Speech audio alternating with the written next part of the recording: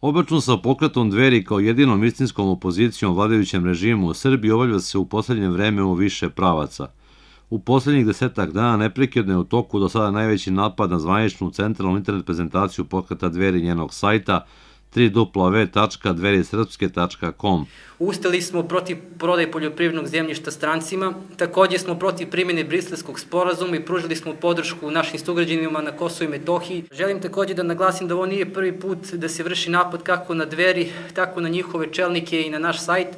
Naime, sajt dverisrpske.com po svim istraživanjima je najposećeniji društveno-politički sajt u Srbiji, kao takav bio je napadnut i oboren za vreme đurđevdanskih izbora, kad se odigrala najveća izborna krađa uopšte u istoriji Srbije. Takođe, iz svega ovoga jasno je da danas Dveri predstavljaju jedinu istinsku i pravu opoziciju u Srbiji. Ja jednostavno želim da apelujem, da pozovem sve sugrađane kojima je stalo do svoje porodice, do svoje zemlje, do istine i slobode, da se odupru ovom medijskom mraku, jer kao što je jedan filozof rekao, sloboda je teška, ali je ropstvo lako.